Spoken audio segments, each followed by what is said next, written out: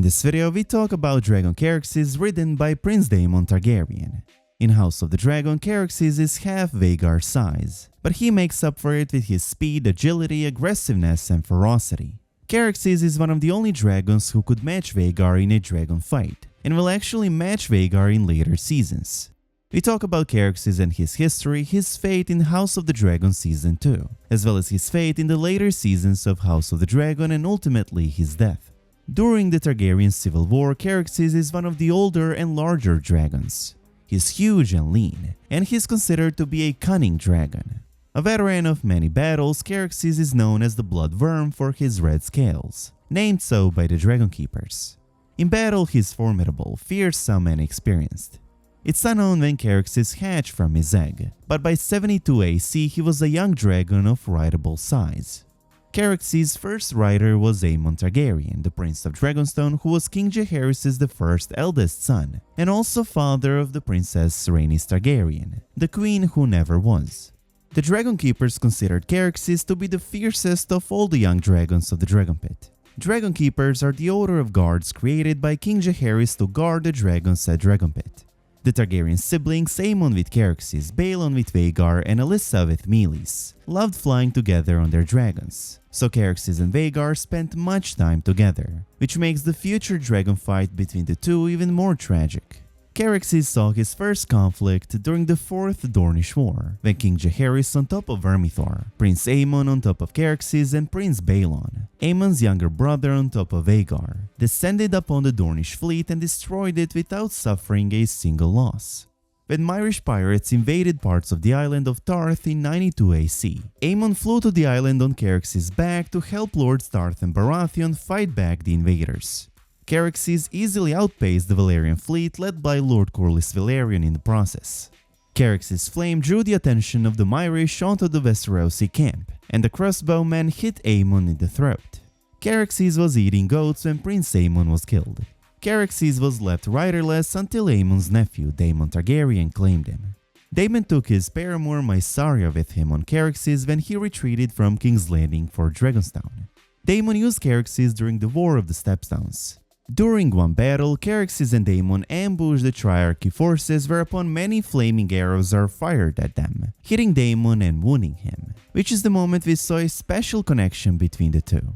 Daemon is hit, but Caraxes feels it and reacts to it like he was the one hit and shrieks in pain. During those years, Daemon divided his time between the Stepstones and Dragonstone, where he would often fly with his niece Princess Rhaenyra and her dragon Syrax. After Daemon married to Lady Laena Velaryon, they toured the free cities of Essos with their dragons Caraxes and Vhagar, and once again the two dragons spent much time flying together. The last we saw of Caraxes, he was and still remains at Dragonstone with Daemon, as we could see when Daemon summoned Caraxes to intimidate Kingsguard knights and to remind them of their oaths. That will change in the upcoming season. In Season 2 of House of the Dragon, Daemon will fly Caraxes to Harrenhal to single-handedly take it with his dragon. Prince Daemon will fly on his dragon Caraxes to the top of Harrenhal's Kingspire Tower, where Harren the Black had died, recalling the burning of Harrenhal by Aegon I Targaryen, and Balerion the Black Dread and the defeat of House Hora. Simon Strong, who's in charge of the castle, will decide to strike his banners and surrender the great ruined castle to Daemon. In the Season 2 finale, Daemon will fly Caraxes to take King's Landing after luring Aemond and his dragon Vhagar as well as most of the Green's forces out of the capital to attack him at Harrenhal. In the later seasons of House of the Dragon atop Caraxes, Daemon will challenge Aemond Targaryen and Vhagar at Harrenhal, and this time he will not be just luring him. This time it will be for real. All four will be killed in this ensuing battle above the God's Eye.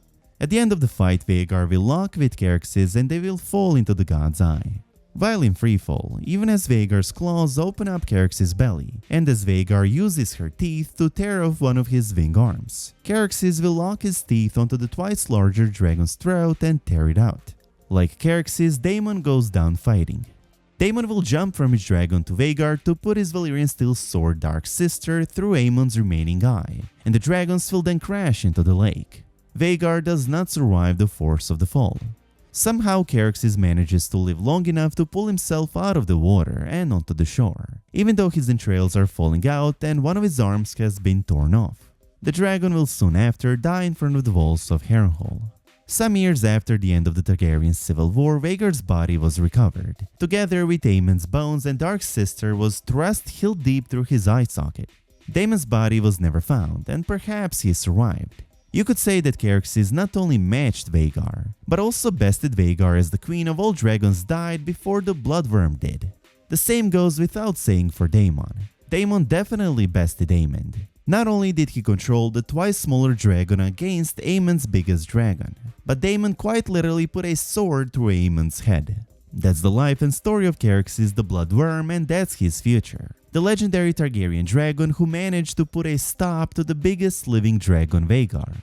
Thank you so much for watching. I hope you enjoyed this video, and if you did, please give it a big thumbs up, and I hope to see you in the next one.